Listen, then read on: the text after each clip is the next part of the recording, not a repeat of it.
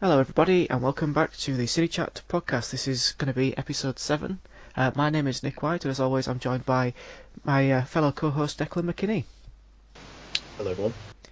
So today we're going to do a slightly different format of podcast. We're still obviously wanting this to be part of the main series, but we decided to look back on 2017, sort of go through each month and look at our favourites and just basically talk about how good a year 2017 has been, and obviously there's a lot to look forward to next year, but that's for another day. So um, yeah, 2017, what a year it's been. I think there have been periods where it's been quite slow. There've been periods where there's just too many films to choose from.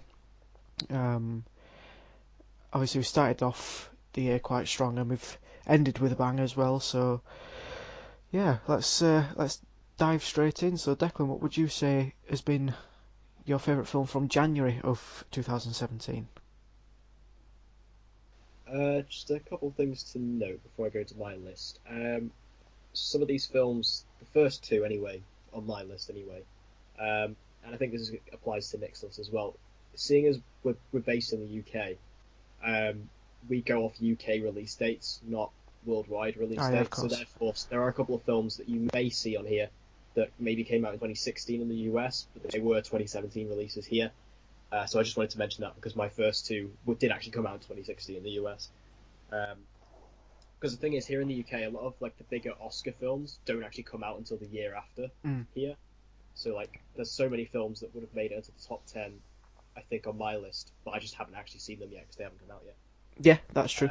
And also, I apologize for my voice. I'm very, very ill. Uh, but we're going to soldier on. So my film for January is Hacksaw Ridge. Um, this film, it amazed me. It absolutely floored me. The way, because every month when I look back at the year, as every month went on, Hacksaw Ridge was always the standout. That was always the one that stayed with me. It's such an inspirational story about Desmond Doss, who was a conscientious objector during the Second World War, and he ended up saving, I think it was 75 lives. It was calculated to on Hacksaw Ridge in the Battle of Okinawa, and it was such an inspirational story. I think Andrew Garfield gives his best performance of his career as Desmond Doss. He was absolutely fantastic in this film. Everyone else was fantastic. The one who really surprised me as well was Vince Vaughn. You know, Vince Vaughn, Mm. who's typically a comedic actor, he's really started to branch out recently. Hacksaw Ridge was the first one. He recently did Brawl in Cell Block 99, which I haven't seen yet, but I really want to. Uh, he's done those films, and he was fantastic in this as like a typical drill sergeant. And also Hugo Weaving, who sometimes I feel can phone it in at times, really didn't in this. Teresa Palmer, who played his wife in the movie, was absolutely Mm. tremendous as well. And this movie was very brutal, very violent, but then very heartfelt at the same time. And it was a perfect balance. And one thing I will say is, Mel Gibson, who, although he gets a lot of stick, I think he's a fantastic director. I really do. I think every film he's done, whether it's Passion of the Christ or Apocalypto, and now Hacksaw Ridge, I think he has a very specific directing style, and he's very good at it. He's really able to keep everything in frame. He's a very beautiful director as well, I think, and I think that shows in Hacksaw Ridge. I wish this film would have done better at the Oscars last year, as I felt it deserved it. But that's my film for January, Hacksaw Ridge. Yeah, I could say that's a really good choice. I remember when I saw it, I felt obviously very similarly to you, because obviously it was phenomenal. It probably is one of the best films of the year. And then to say that it came out here in January, it kind of set up 2017. It's like, wow, it's going to take a lot to beat that straight away. Um, but I've gone for a slightly different pick myself. This is one that did come out. I know for a fact it came out towards the back end of 2016 in America, um, but we didn't get it till beginning of January. I've gone for Split, um, Mm. because I think we've spoken about this a few times over the course of the podcast that we've been on, and I think every time we bring it back to just how unexpectedly good it was. Like we Yeah. saw the trailer for it, and it made it out to be this really sort of mysterious horror type film, and then I wasn't really a big fan. I'm still not really a big fan of horror movies, but I was kind of intrigued to see this one because obviously with it being an M Night Shyamalan film, and obviously I really like James McAvoy as an actor. I thought, yeah, I'll try it, and it wasn't really a horror film. It's more suspense, more thriller, um, and it's quite a cliche to say edge of your seat sort of a film, but I kind of was glued to the edge of my seat for the entire thing because I just was so engrossed in the story, and I think James McAvoy was probably one of the best performances I've seen him in, and that says something because he does no wrong in my eyes. He's always very consistent. He's always probably the main talking point from any film that he's in because he's that good. And to say that he's not playing just one character, he's literally playing like seven in the same person or whatever it is really really clever. Um, and obviously with the little twist at the end, linking it back to Unbreakable and also setting up Nice. Glass. Yeah. Um, no, I don't think anyone saw that coming. So that was really unexpected but really awesome. I also really like what's her name, Anya Taylor Joy. Yeah. I think her performance was excellent. It really really was, and just I loved the film because of how much it engrossed me as the viewer, and also just how good the actors were in the film. And there were some elements to it that I thought were a bit, I don't know, a bit over the top, but I think it fits the theme of what the film was trying to achieve anyway. So I don't really see that as a massive issue. But it was really hard for me to pick between Split and Hacksaw Ridge, to be fair. But I think for more of how unexpected I was going in towards this film, I guess I had to go for Split as my choice for January. Yeah, that's a really good choice. Yeah. Mm. Yeah, I like Split a lot. So for February, this again did come out in 2016. It annoyed me that here in the UK we had to wait 2 months for this film. But that's La La Land. Ah, Um, this film's magical. I love musicals, I really do. I come from a bit of a musical background myself, um, and I absolutely, I've always loved musicals. And the fact that this movie starred Ryan Gosling and Emma Stone in a musical leading role was such a good idea.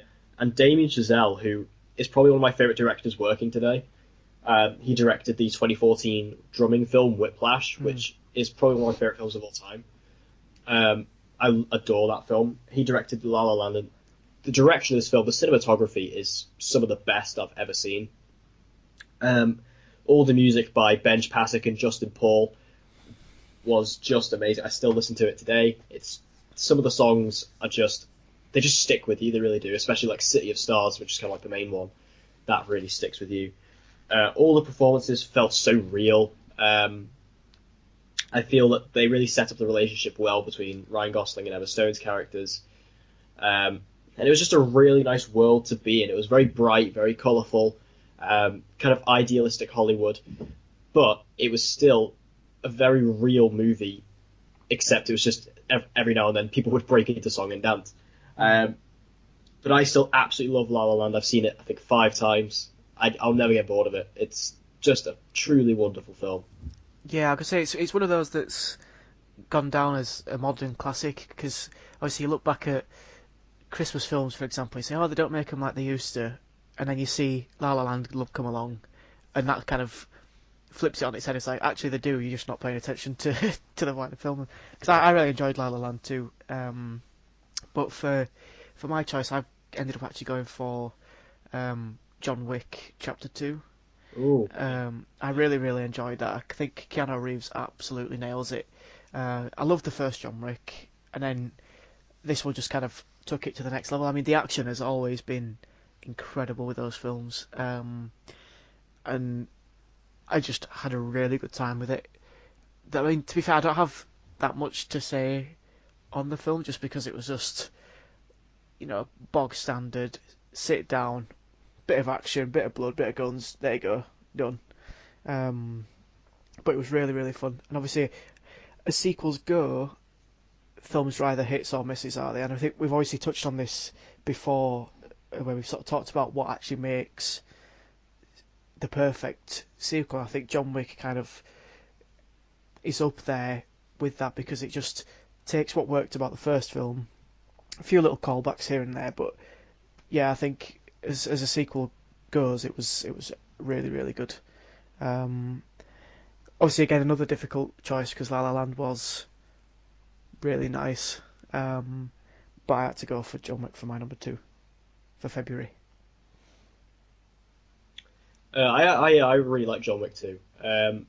I think my only problem with it was, I mean, I think I prefer the first John Wick just because I feel that the first one had a bit more of a story to it, whereas the second one I Mm, felt was a bit more of a forced reason just to kind of bring John Wick out again. yeah, Not that it's necessarily a bad thing because but they're both fantastic films. I love them both. I really enjoy them.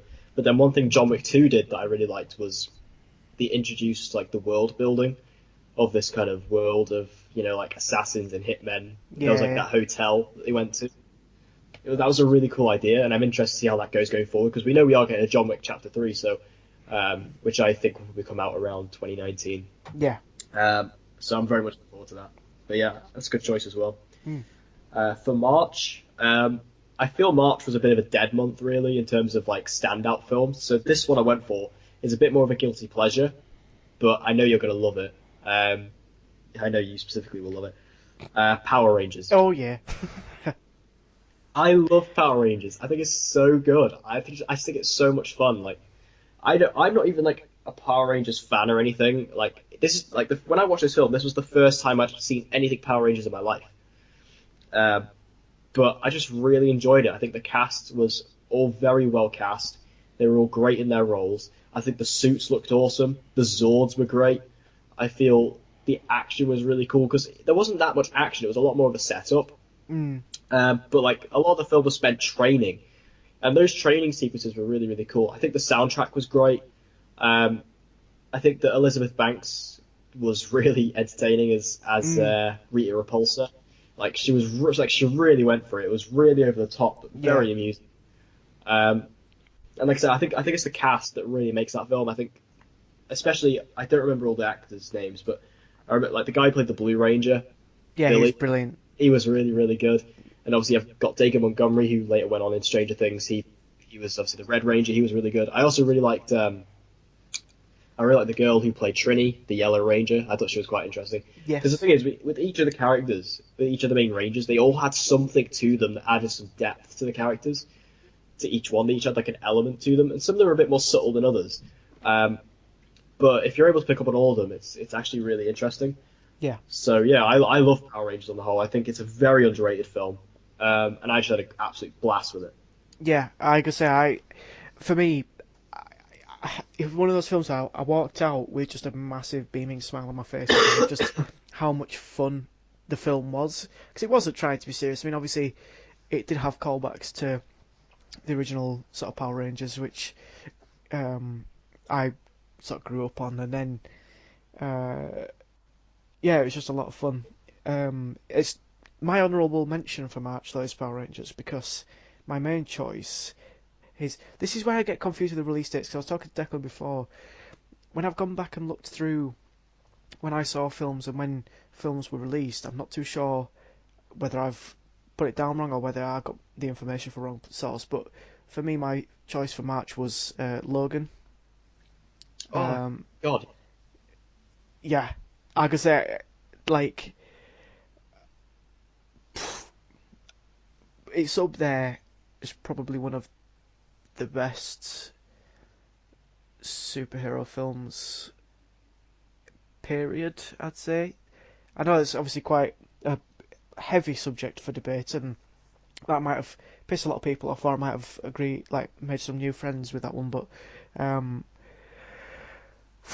well, where'd you begin with that one? I've only, just phenomenal. I know, How did I forget about that?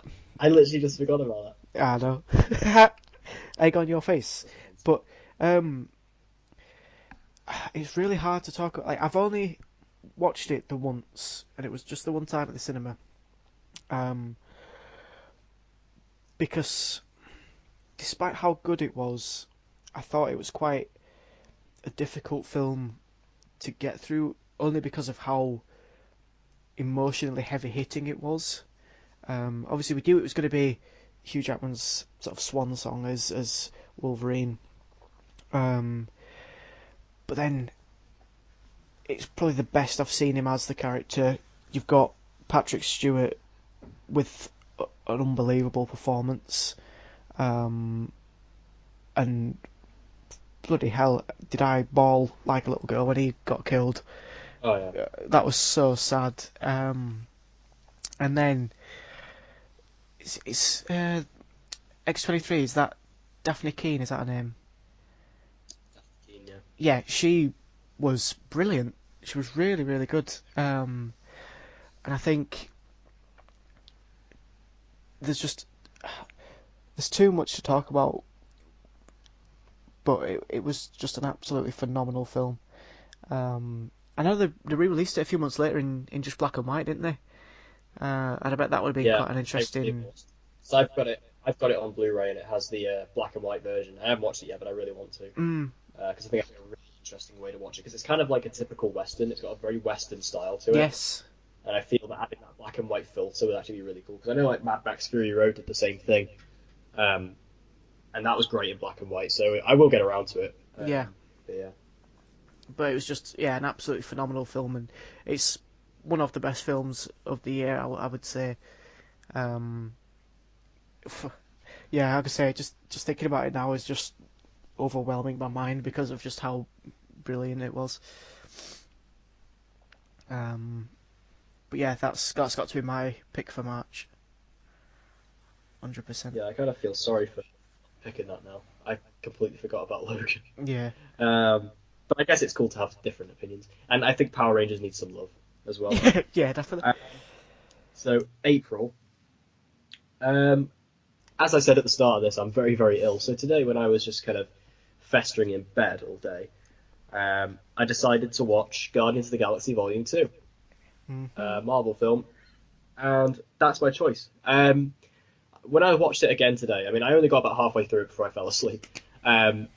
But I forgot how good it was. Like it's I think I owe it a bit of an apology actually because although I've never given it any sort of negative feedback really, I always perhaps found it slightly underwhelming, and especially in comparison to the other two Marvel films that came out this year, I do think it is the weakest of the three. Um, it is so good. Like it's so entertaining. It's big. It's bombastic. It's funny. Like it's so funny. Um, I just think all the elements it play with it really adds a lot of depth to Peter Quill as a character, which I Mm. didn't really expect. But like Chris Pratt really nails it because I feel Chris Pratt can he can do. I think he is one of the best actors we have right now. Like because he's able to do really typical lead male actor for like big action films, but he really has that heart to him as well because Yeah, he just has one of those faces that you can just see he's got like a lot of emotion. If he wants to pull from that, he can. Um, but I think the way this expanded the lore as well, bringing in like the Celestials, um, this really kind of branched out more areas of the galaxy. We got Ego the Living Planet, played by Kurt Russell, yeah, which, I mean, I always say as well, I think that the problem a lot of films had this year was with their third acts. Um, and though Guardians' third act is very big and over the top, I feel that it's a real visual feast. yeah, Like, when you see Ego go into his actual planet mode and you see, like, a face on a planet, because I didn't think they would ever do that. I thought there is no way. When I heard Ego was going to be, like, in Guardians 2, I was like, there is no way they're going to do a comic book accurate version. It's just not possible. They won't do it. But they did, and it was like, and it's so amazing to look at. yeah, It's kind of like when in Doctor Strange, Dormammu, like it's just like this massive thing, and it's like that's amazing. Um, it was just really cool. And the soundtrack is also just amazing as always. So yeah, Guardians 2 is my choice for April. It's great. yeah. I would say no surprises there that Guardians 2 is also my choice for April. Um, Again, I can understand why people didn't like it as much as the first one, but I loved it as much. If not, I might have enjoyed it a bit more. That's that's a bit of a controversial statement for you there, but yeah, I think it was really, really, really funny. I think Baby Groot. I need a Baby Groot in my life because they're Oh just yeah, so adorable. as so funny. Um, and yeah, the soundtrack again. Obviously, that's what made I think Guardians 1 so popular because of how it sort of blended retro music with an outer space kind of movie, and then obviously doing it again um, with this, I thought it was really, really good. Again, obviously, like you were saying, expanded more on Peter Quill as a character, which was nice. And yeah, just overall, it was a fantastic film. Uh, I loved it, and of course, we'll see the Guardians return uh, next year with Infinity War, and I can't wait. It's gonna be so good. But So yeah, like, I think there's a lot of good emotional moments. Like I think it actually has one of the most emotional moments in the MCU with Yondu's death. Like yeah, that's really quite emotional, that part where Yondu dies. He says, what was the line where he says, "He may have been your father, but he wasn't your daddy." yeah, Like that's like his final dying words. Uh, like it's a really great moment, really great scene. Like Chris Pratt sells it, and I love Guardians too. I think, like I said, I think I owe a bit of an apology, but because even though I don't think I still think it's kind of towards the bottom in terms of ranking comic book movies that came out this year. yeah, Um, but it's not bad by any stretch. It's just because I think all the other ones that came out were a bit better. yeah. Um, but it's a great film, and I still think it stands on its own quite well. And Oh, I can't wait to easy. see them interact like with the Avengers in Infinity War. I think it's Yeah, gonna be exactly. so. May, I was saying to Nick before I started this that I should have put this on my top 10, and I just completely forgot about it because this film is phenomenal. Colossal. Have you heard of it? Colossal, no? It's a bit of a smaller film, Mm. but it was fantastic. So it stars come on, Deck. What's her name? Anne Hathaway All right. and Jason Sudeikis. And it's a weird film, really weird concept, but it's really funny. So you have this this woman and this guy who they kind of grew up together. Then she moved away and then came back to her hometown, and they kind of reunite. And they go to this like park, like this play area, and they just kind of like they mess around for a bit. And then they go back, and the next morning they wake up and they see on the news that a giant monster had attacked Korea. And they kind of think, okay, what's going on? That's a bit weird. And it keeps happening. They keep going back to this park, and they keep going back. And each morning they keep waking up, and they keep seeing this monster come back every single night, attacking Korea. Um, and eventually they make the link that the main character, played by Anne Hathaway, actually has a connection to this monster. And every time she enters this park, that's when the monster appears, and she is the monster. And every time, so like, no matter what she does, the monster matches her movements. Because you Oh. notice that at a point, like Anne Hathaway has this nervous head scratch that she does, like a twitch, and she's watching this monster on TV, and she sees the monster do the same thing, and that's when she's like, "What's going on here?" And you find out later on that it's kind of like this weird thing that happened to them when they were younger, because it turns out then that Jason Sudeikis actually can enter this park too, and then in Korea this giant robot appears, and that's Jason Sudeikis' character. Um, and this is where the movie goes really interesting because this is the part I really like. Jason Sudeikis, he kind of goes a bit power mad because he sees that he can turn into this robot and just technically destroy Korea. So he kind of turns into the villain of the film. And so at first, this monster is like destroying the thing, but Anne Hathaway obviously she's controlling this monster, but she doesn't know it. And then once she finds out that she is, and then Jason Sudeikis is completely overpowered and just starts destroying everything, she becomes the hero and she actually has to fight Jason Sudeikis. It's really funny, but it's so great and it's such a unique concept for a film. Yeah. Like if you haven't seen it, just go seek it out. It's Yeah, yeah. fantastic. It's so different, I so unique. It's probably the most unique film I've seen of the year. It's brilliant. It's just so funny, so different. The cast is all they play their parts so well. And like I say, it's the mental snap of Jason Sudeikis' character that is really special. And I think it's just easily the most unique film of the year. I would say I completely missed that one. I've never even heard of it, so I'm gonna have to check that out because it sounds really funny. I definitely recommend it. It's Yeah, so yeah, funny.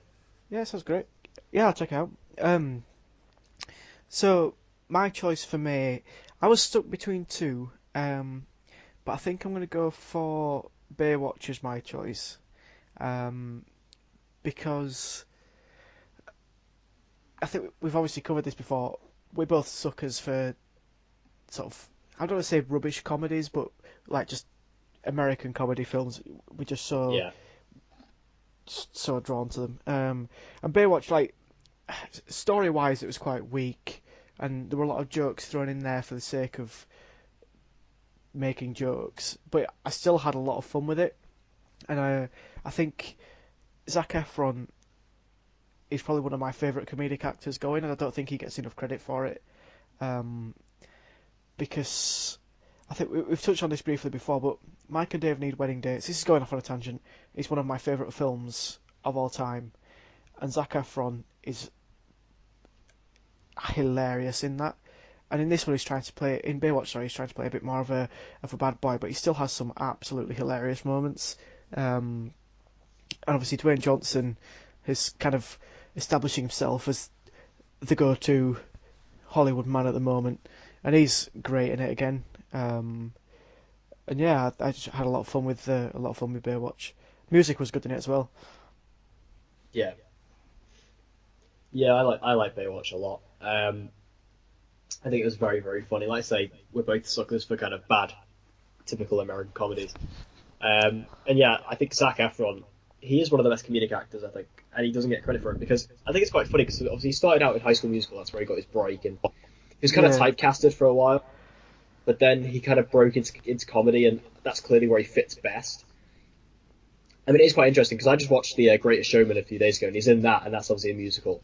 mm, So it's quite funny to see him go back to that role, but I think he does suit comedy the best mm, because he is a really funny guy. He's like when he wants to do comedy, he's really funny. yeah. Um, so yeah, I like Baywatch a lot. Yeah. June for me, this is easy. This is my favorite film of the year, straight up. Not the best film of the year, but this is my favorite film of the year.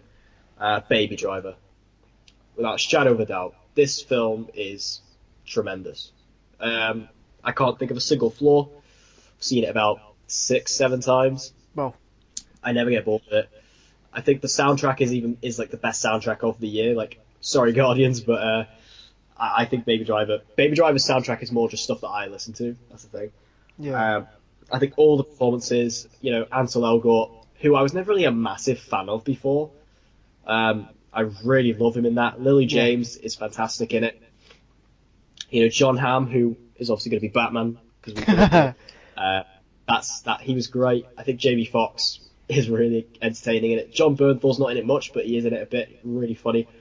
And sorry, and Kevin Spacey, who obviously say what you want about him, but let's just forget about that for now. You can't deny the fact that he's a great actor, and he was fantastic in this film as well. Um, Plus Edgar Wright, who's such a fantastic director. Like every film he does is just such a unique substance and style, and we've never really seen him direct a film like this, where there's loads of like action and car chases. Yeah. But he's when you watch it, you feel like he'd done it before because it's so well shot.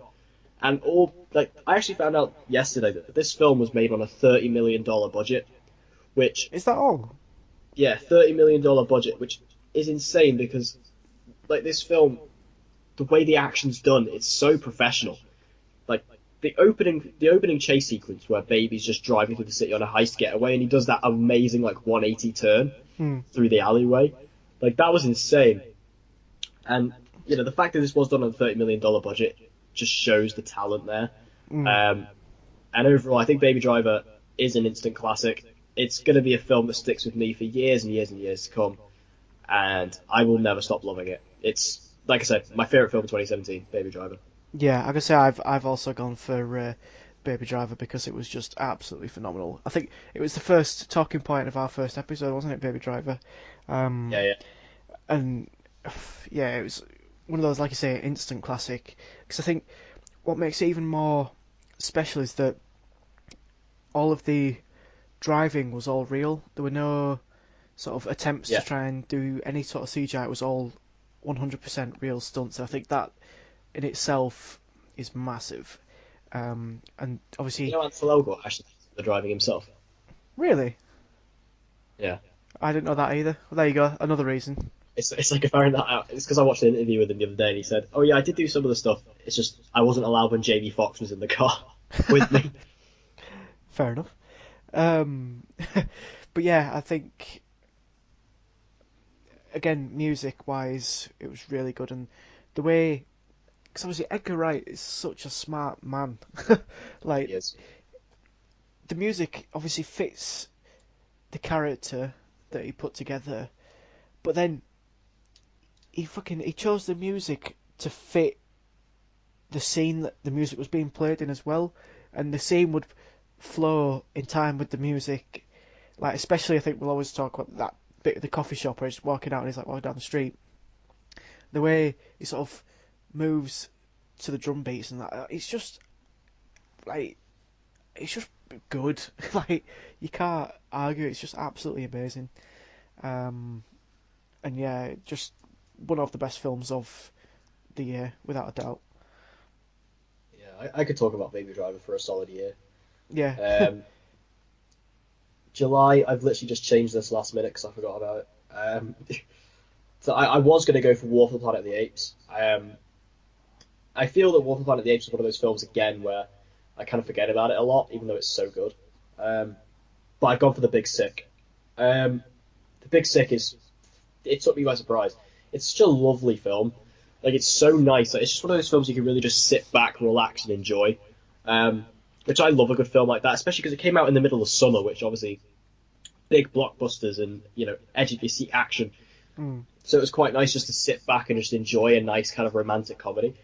And it's not because normally like people will say romantic comedies and kind of like but this is a romantic comedy where the romance you buy it completely, it worked, and then the comedy.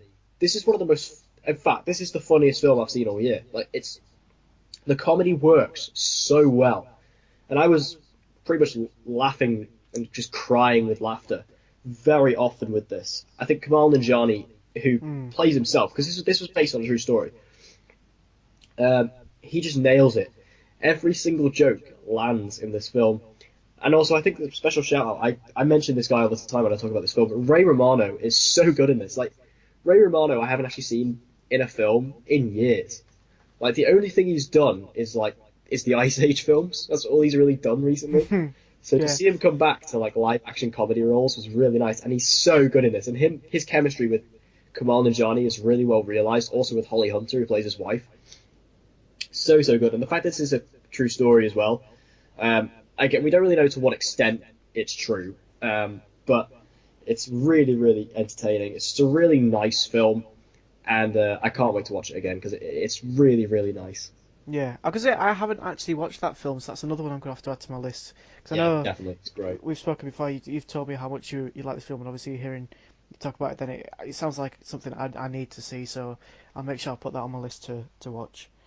Um, but for me, my choice for July is I'm gonna say my favourite film of the year, which is quite a big statement because there've been a lot of very good films this year. But my number one has to be Spider-Man: Homecoming. Um, I could talk about it for a whole podcast. Not even that. I could talk about it for the rest of the year, which is now only 2 days, but you get the point. Um, we've spoken about this before, but they just got Spider-Man right, and that's the one thing that sort of we've been waiting for. Because obviously, there's been a lot of um, I don't want to say controversies, but a lot of difficulties with obviously getting Spider-Man to be part of the whole MCU. So when he got his introduction in Civil War and it was great, we were looking forwards to his own film, and then it was just so good because they got the right. Like Tom Holland is a fantastic young actor, to be fair. Like he nails being what I would associate the perfect Peter Parker. He's like geeky. He's sort of a bit reserved. He's great. And then as his Spider-Man, he's sort of cocky, he's funny, he's got his one-liners. He's still obviously naive, but he just gets it right for both parts.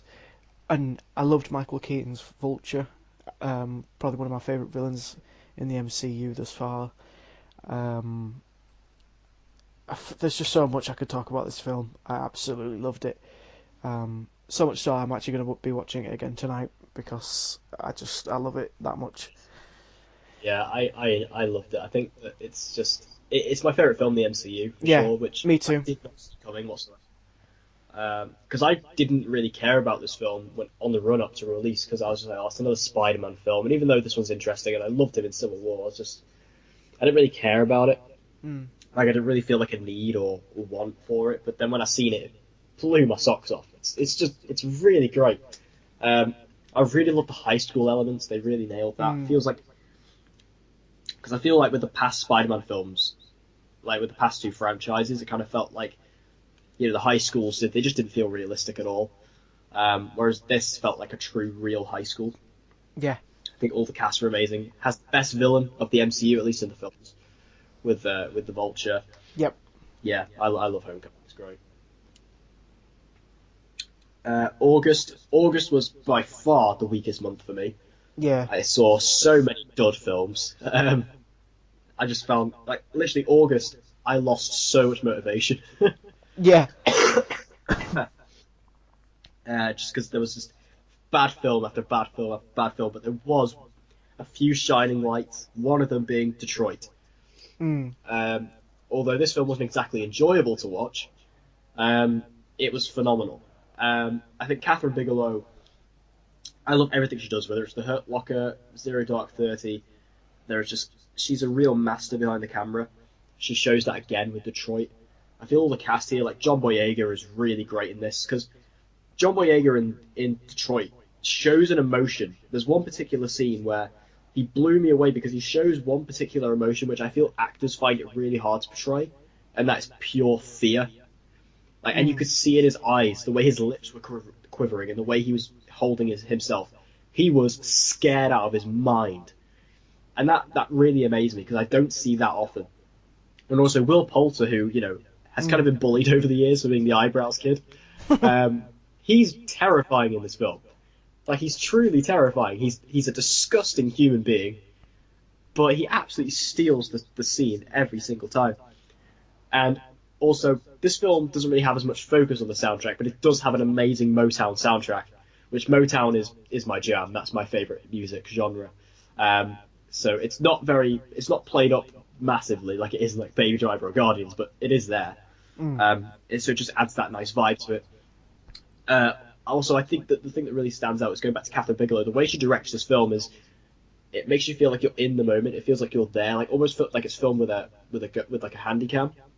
Um, and that's amazing. It really makes you feel like you're in the moment, that you're actually in these environments when all these terrible things are happening. mm, And this film is just amazing. It is long and it is a bit slow paced, but I feel it really keeps you hooked. It's so riveting, yeah, and really sad as well. Really sad, but it's fantastic. yeah. I could say for August, I kind of went for a slightly different tone. Because obviously Detroit was Yeah, very, very heavy. But I yeah, decided to choose Hitman's Bodyguard for that one. Again, another one of those silly comedies, and like the amount of love I've got for Ryan Reynolds is a bit unbelievable. But him and Samuel L. Jackson were a comedy duo that you don't know that you need in your life until you watch this film because they just bounce off each other so well, and it's just a really funny film. Obviously, you've got Elodie Young in there as well, um, who is fantastic. She's not in it as much as you'd think that she could be when you think about how the story works. Um, but I absolutely loved Hitman's Bodyguard. I thought it was one of maybe not the funniest film of the year, but it was one of the funniest films of the year. I thought it was great. Um, yeah, it's just Samuel Jackson being Samuel Jackson and Ryan Reynolds being Ryan Reynolds, except they were just given different names, and it was just great. yeah. I might watch that tonight actually because I just it's kind of like one of the films I have sat at the bottom of my TV, just kind of waiting to rewatch. Mm. Because yeah, Hitman's Bodyguard. I mean, I didn't absolutely love it, which I thought I was going to, just because like the trailers and the Yeah, marketing for this film are fantastic. yeah, But that's what you kind of expect from. Um, But yeah, the film's really like it's two lead actors that make it.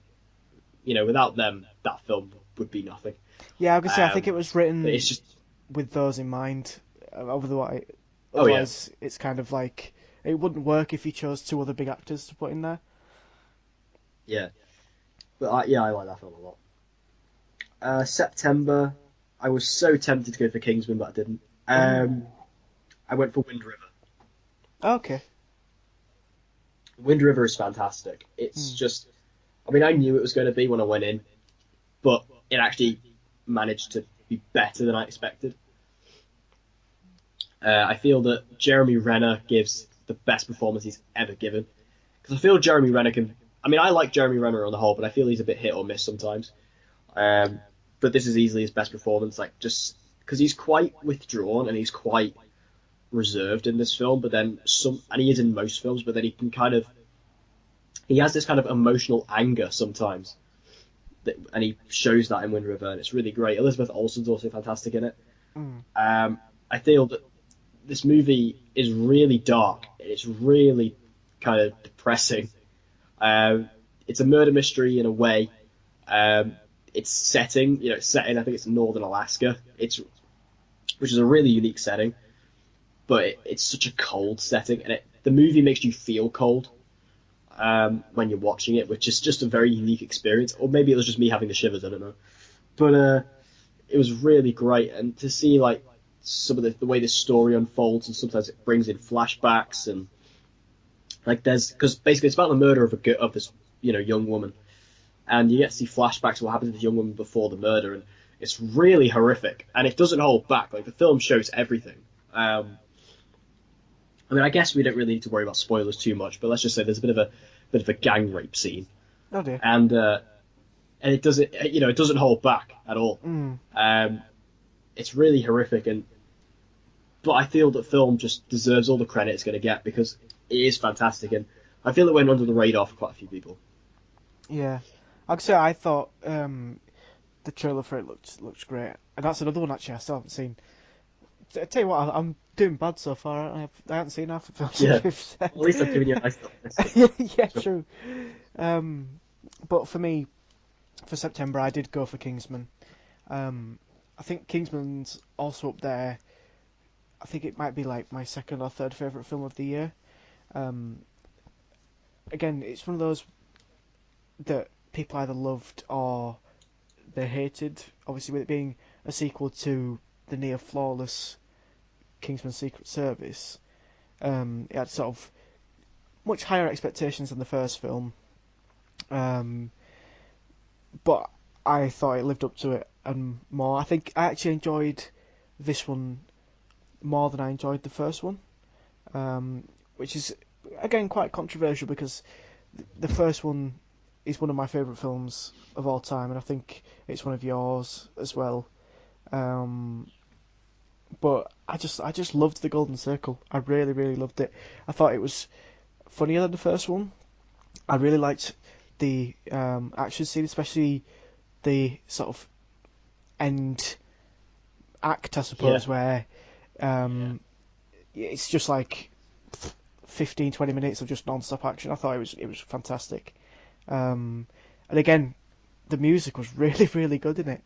Um, and it was just a really fun, silly movie. I mean, obviously, I understand that people are annoyed that they cured death, which, yeah, is a lot of shit, but it gets away with it because it's just a stupid, over-the-top action movie anyway. Um, but yeah, I loved it. I really enjoyed it. yeah, I had a great time at Kingsman too. I think that it's just, I mean, Kingsman the Secret Service, one of my favorite films ever. Mm, And I think The Golden Circle was my most anticipated film of the year. mm, And yeah, I mean, it did disappoint me in any way. I think that the film really was amazing. I actually feel really bad for Channing Tatum in the film because like he was set up to be like quite a big character in it, and he was in yeah, it all over the marketing. But then one thing I find funny is Elton John has more screen time. yeah, that's fucking well Also, I funny. will say Elton John is easily the best part of the film. Yeah, because I didn't even know He's who was so going to be funny in in it. it.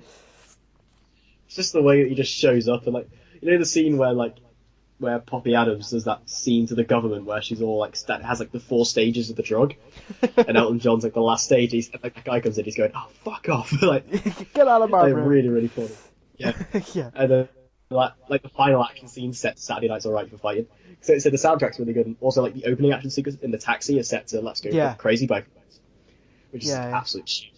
Um, yeah, and like I think it's great. Like I said, the curing death thing is a bit annoying because I feel like Harry's death in the first one was such a shocking moment Yeah, because nobody really expected it, and even in the film, it's very quick. Like he literally just walks out and bang, he's dead.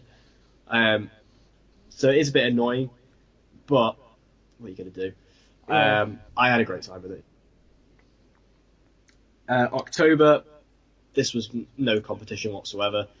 This film is the best film I've seen this year. It's the best film I've seen in the decade. It's the best film I've seen of all time. It's Blade Runner 2049. Mm, Um, this film is just an absolute masterpiece. That's the word I always use when I talk about this film. I think the first Blade Runner is an absolute masterpiece as well, but this film's better than the first Blade Runner, yeah, in my definitely. opinion. It's Excuse me. long. It's very long. It's nearly on 3 hours, Mm, but I didn't feel that runtime. I feel that Denis Villeneuve is this kind of modern directing legend. Like he's kind of like the new Scorsese mm, or the new Kurosawa or the new Kubrick. He's this new modern directing legend who's going to remain in the books. Because when you look at films like Prisoners or Enemy or Arrival, Sicario, and now Blade Runner, like all mm. these films, you just have to watch them and be like, yeah, Yeah, this guy knows what he's doing. like I say, it's got a decent CV, hasn't Yeah, it? yeah, he's got a good track record to say the least. Mm, Um, Ryan Gosling's fantastic as Kay. I really loved him. Harrison Ford really impressed me because I always say this a lot. But I feel like in The Force Awakens when he came back as Han Solo, he kind of phoned it in a bit. Whereas in Blade Runner, when he came back as Rick Deckard, he mm. really he really gave a lot to the film. And one thing I really have to credit is Roger Deakins, who was the cinematographer for this film. Oh, This is the best cinematography I've ever seen in a film yeah. There's some. ever. Yeah, I think with Blade Runner, it's films like that that really make you appreciate cinema. Full stop. Like Oh yeah, if you watching that on your TV, all right, you might have a 4K Blu-ray or whatever, but nothing is going to come close to watching it on the cinema with the God, yeah. surround sound. It was absolutely phenomenal. And like I say, cinematography was just jaw dropping. Roger Deakins does not win Best Cinematography this year at the Oscars, I'm going to riot. Yeah. Um, but one thing you said earlier, which I've kind of been keeping in my mind to bring up for this film, is you were saying earlier, I don't remember what film you were talking about, but you were saying about films not making them like they used to. La La Land. I feel Blade, yeah, it's like that instant classic. I feel Blade Runner is like that. Um, Even though this film made no money and it cost Warner Brothers a hell of a lot, because it made no money back from it, and it Yeah. cost a lot because this film's expensive and it looks expensive. Um, I can't believe he didn't make any money. it's a shame as well, but I feel that this film is just so much deeper than people actually thought it was going to be. Mm. Especially when when you look at trailers and stuff, it's quite action heavy, but the film's not like that. Because I know I watched it with my dad, and my dad, he didn't really love it and he didn't really jive with it. I think it's because he was expecting it to be a bit more of an action film, whereas I kind of knew what it was going to be a bit more. Because the Yeah. film is very deep and very subtle in terms of its storytelling. But yeah, I think Blade Runner, like I said, it's the best film I think I've ever seen in my life. It's just tremendous, and I cannot give it enough credit ever. Yeah. I could say it was absolutely phenomenal. I was going to put Blade Runner down myself, but I thought that obviously I know how much you rated it, so I thought I'll go for a different talking point slightly. And obviously, it's my inner Marvel fanboy coming out again, but I've gone for Thor Ragnarok as my I did film almost for go for Thor, October. not gonna lie. Mm. Again, it was just another really funny Marvel film. Obviously, took Thor in a completely new direction, character-wise, which was a very interesting choice, but it paid off for the better. Um, and it also introduced my favourite. Uh, I'm gonna say cameo. Is it third part? Sort of my favourite background character in Korg. I think he was absolutely hilarious, and obviously with that being the director Taika Waititi as well, like you can't make it like absolutely hilarious. Like I was genuinely crying with laughter at some of the things he was saying. Um, and obviously we got a slightly redesigned Hulk as well, which is really cool. Um, and Valkyrie as well was awesome. And Hela again, another really cool villain. But I could say if I didn't like Michael Keaton's Vulture so much, I think she might be up there as the MCU villain for me.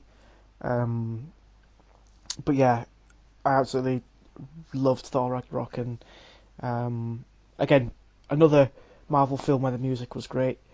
Um, and yeah, just overall a really, really good film. I really enjoyed it. Yeah, I love Thor Ragnarok. I remember like saying after I watched it the second time, I remember putting it on Twitter saying, "Oh yeah, it's my favorite film in the MCU." I regret doing that now because then I Hmm. watched Spider-Man again on Blu-ray and it was like, yeah, that's better. But yeah, Thor's great, like because it's so different. And even though the direction they took the Thor character was completely, you know, in conflict with what he was, it does change it for the better. Because they needed to change it up, and Yeah, even though it felt completely natural, it does pay off, like you said, for the better. And I hope that's kind of the direction they keep going with in Infinity War and however long Thor's in the MCU for now. yeah. November, it's quite a good few. There was quite a good few films in November. But I went for Only the Brave. Um, yeah, this film is probably the most emotional film I've seen all year. Um, because even though it has quite a bit of comedy to it, it's just like it has this really sad undertone Mm. that constantly kind of keeps you thinking. And the cast, Josh Brolin is really good in it. Jeff Bridges is really good in it. Miles Teller, who I kind of stick up for Miles Teller a lot because I feel he gets a lot of hate from people. I don't really know why. Um, because I really like him. I think, especially when it comes to like true story roles, I think he's really, really Yeah, great. yeah. Especially like I one of agree. my, I think the most underrated film of 2016 for me was War Dogs, and like Oh, I he's really loved it. great in that. Mm. Yeah, I love War Dogs. I think it's great. And then, but he's great in this as well. And obviously, it's about the Granite Mountain Hotshots, who are kind of like forest firefighters in California. And you kind of see all this training, and there's a really great scene where it kind of sets up because basically, spoiler alert for this film, but this is also a true story. Um, but at the end, all of the characters who you've been following through this entire film, they all die at the end. Um, and kind of about halfway through when they're training, you see them set up this thing, like this procedure, which is actually foreshadowing their death. And obviously, you don't know it at the time, but then when it happens, it's kind of like, oh my god, Mm. and it kind of makes your stomach turn. And I have seen a lot of people, well, not people, but like actually families of the people who died. Like they're saying that this was just too soon, um, which obviously I can understand that. It's obviously a family, personal issue. But I think this is a story that needed to be told. It's not something that people know about, and Mm. I'm really glad it was made into a film because, like I say, it's such an inspirational story, a very emotional story, and it does work really well as a film too. And I think it's one of the best of the year. Um, when it was, when was the film set? I think it was set like a couple of years ago. Oh, is it literally just yeah? All right. Yeah, it's like very recent because I think it was wasn't it like a couple of years ago there was like massive forest fires in California. Mm. Ah, right. I didn't realize it was the. Yeah, okay. Yeah, I could say I thought it was a fantastic film. Star power wise, it was great. Yeah, Um, and that's actually a similar reason why I've gone for a different film. I've gone for Murder on the Orient Express as my film for November. Um, I don't I don't know why, but I enjoyed it. I think more than I should have done. Um, again, when you look at the cast, the star power there was great. Um, and obviously it tells the timeless story of the murder of the Orient Express. And yeah, I really really enjoyed the film. I mean, obviously I knew how it ended because I've read the books and that kind of thing. But yeah, I is just the thought, ending safe? sorry. Is the ending of the film the same as the book? Yeah, Hmm. yeah, it's Have you, definite. have you seen the original film? I think so. Just wondering, like, is the ending the same there as well? Yeah, because like I think each of the people is supposed to represent like a different personality or something stupid like that. But yeah, because it's kind of one of those that leads up as if it's going to be this big who done it, and then when it kind of turns out that everyone done it, you're like, all right, okay, bit of middle finger for wasting my time, but sure. Yeah, I will admit, if it go on, I'll let you finish. No, that's it really. I found the ending a bit underwhelming because I was really looking forward to this film. And I did enjoy it, but yeah, I found the ending a Mm, bit of a disappointment, bit of a letdown. Also, I think the film's really slow in the middle. Um, like the more I look back on it, the more I kind of sort of dislike it. But yeah, it is a good film, and I did enjoy it. I just feel that it has some flaws, and like I said, I wasn't really a yeah, big fan of the actual reveal. And I've never read the book. I never seen the original film. I didn't know the ending. yeah. Because like, there was actually another great murder mystery that came out. I think it came out in September called The Limehouse Golem, and that was a murder mystery. And the actual like, the reveal of that at the end was it absolutely took took the breath out of my mouth. Like Mm, I couldn't believe it. Like it was just like it was such like it's easily one of the best reveals of the year for me. Like I saw that because this was such a small film, it got like no attention. But the way that reveal happened, I was like, holy good god! I was like, mm. that's insane. So yeah, that came out like a month or two before Murder on the Orient Express. So when I went from that to that, it was a bit like, Yeah, I guess. Yeah. I guess I had a breaking in point in the middle in October with the Snowman, but yeah, because that film wasn't great either. Mm. Yeah, that was disappointing. Oh Hmm. well. Having a sorry. Okay, December. Here we go. Final month. I bet you thought I was going to go for something different, but I've gone for the Disaster Artist. Oh, fair. Yeah, Uh, okay. such a pitch perfect film. Um, I I love The Room so much. I think I've seen it about 10, 11, 12 times. I watch it so often. I think it's so entertaining.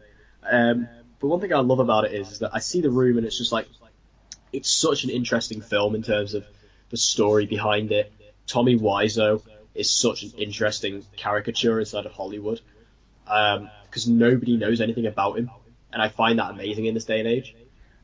That there's this guy who's a complete enigma. I find that really fascinating, Mm. and the way he was able to cobble together all the money to make this film that is such a mess, like, but it was such a passion project, and and that's what the Disaster Artist explores. It, because you kind of think when this film was announced and I heard the cast and the talent behind it, I kind of thought, oh, this is going to be just a mock of The Room, which I wasn't complaining about because but we've all made all the jokes about The Room that we possibly can. I think it's been out for so long now. It's kind of like we've kind of made every joke we can. It's kind of made enough memes as it can make.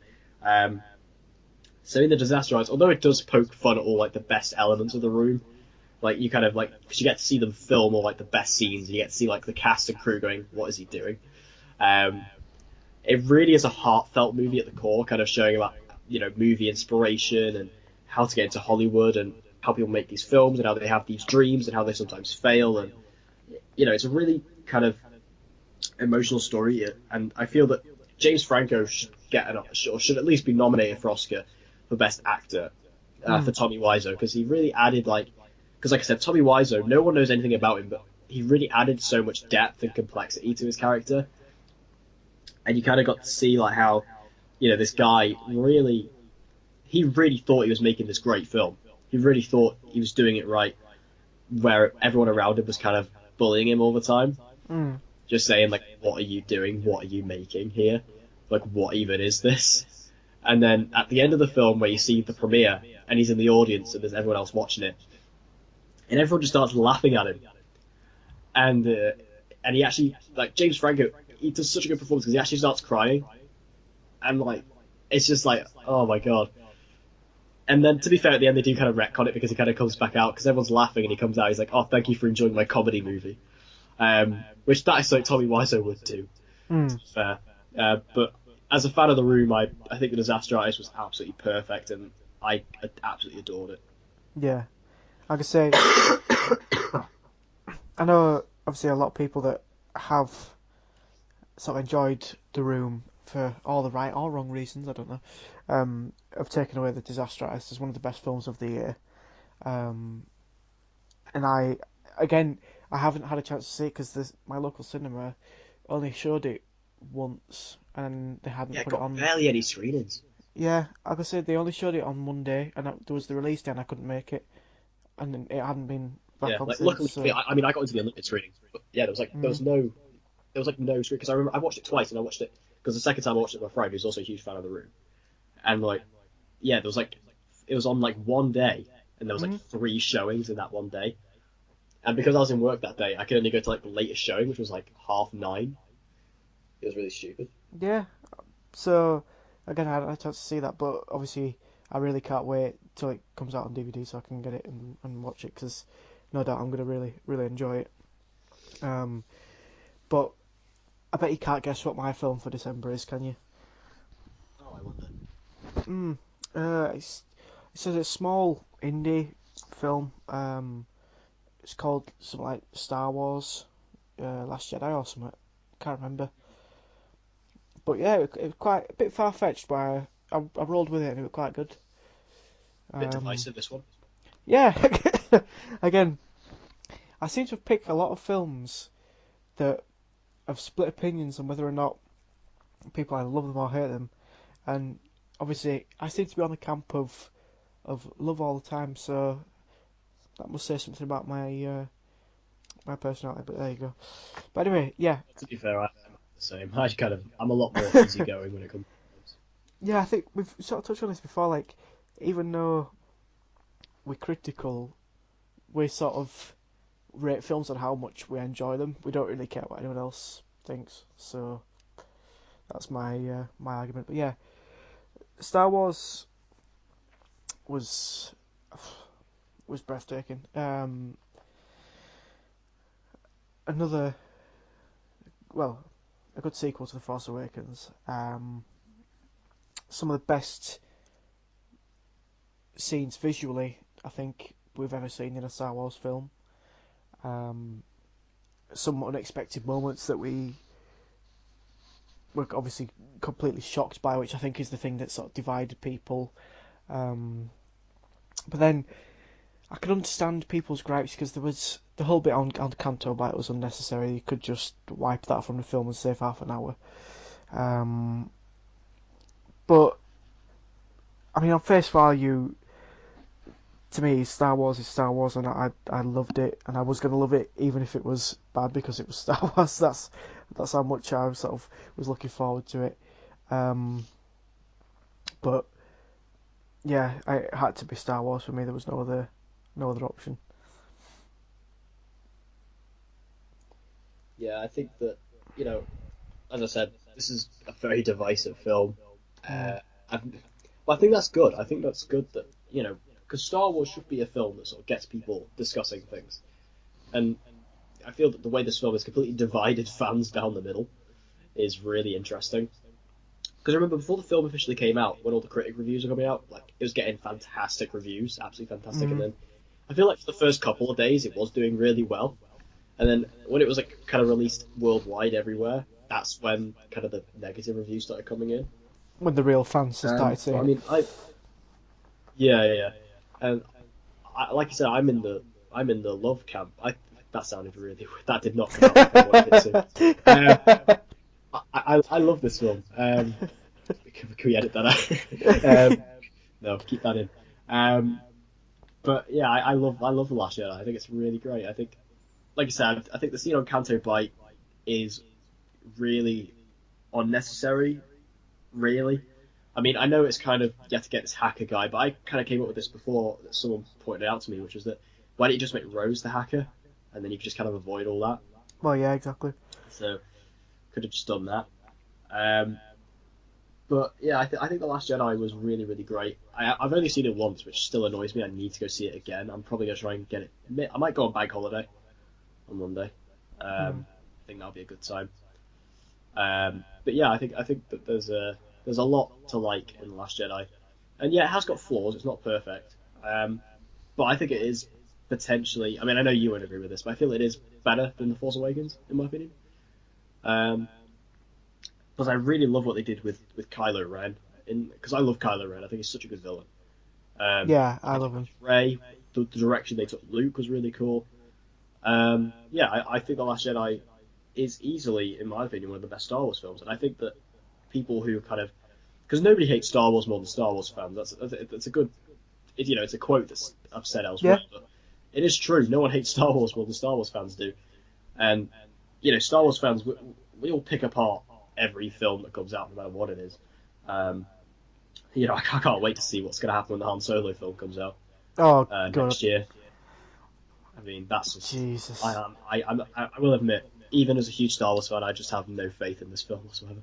I know. I Um, think it's hard when you try and. I know it's obviously trying to be a bit of a prequel, but it's hard when you recast such an iconic character, isn't it? And it's going to go one of two ways. It's going to be absolutely mind-numbingly awesome, or it's just going to be why did we waste our time? You know? See, I don't think there's any potential it's going to be great, to be honest. I think it's going to be either absolutely abysmal or borderline fine. Yeah, I don't have any faith for this, especially because we haven't seen anything from it, like, at all. Like, there was that leaked true. concept art that came out the other day, but that Disney have debunked that, I think. Mm, Um, but yeah, back to the Last Jedi. Yeah, I love it as well. I think it's great. The love camp. the love camp. That was nice. Um, so yeah, I Let's think put that. overall, yeah, absolutely. Um, yeah, that's quite a good idea actually. But yeah, I think overall 2017 has been quite a good year for film.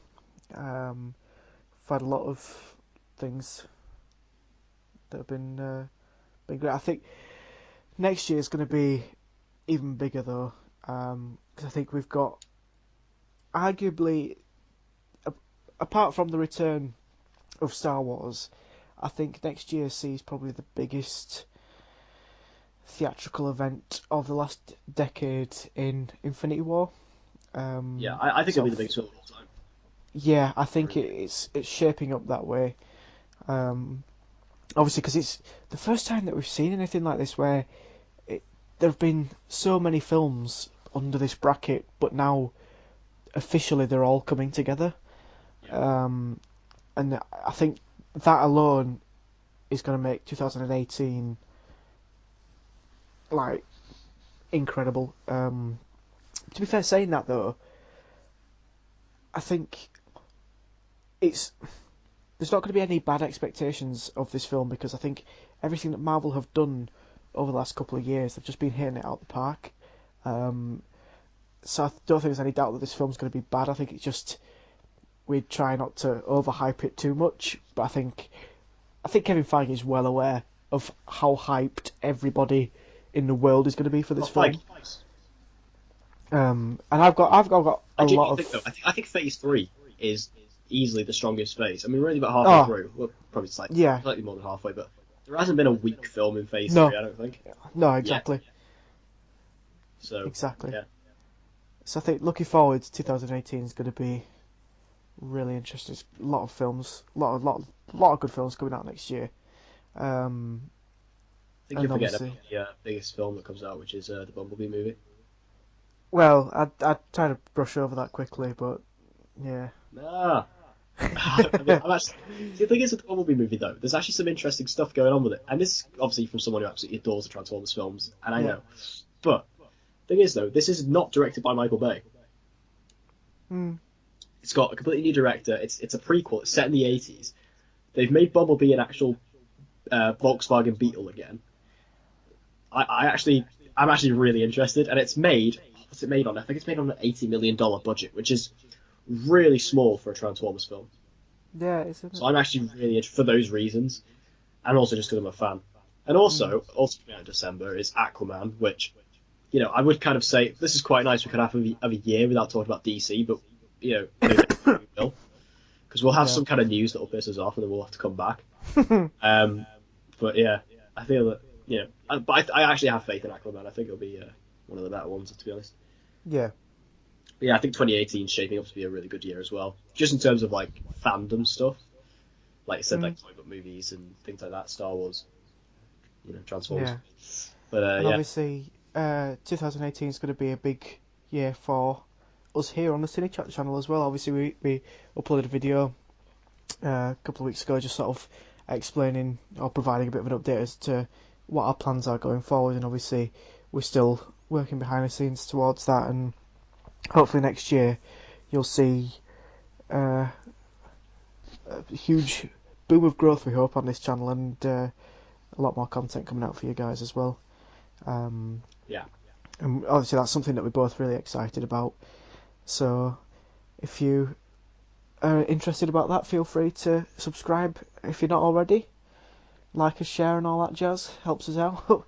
um, and yeah, I think that draws the end to a good year and all, film wise. dude. So I've been Nick White, And I've been Declan. and we'll see you in the new year. Have a good one. See you later, guys.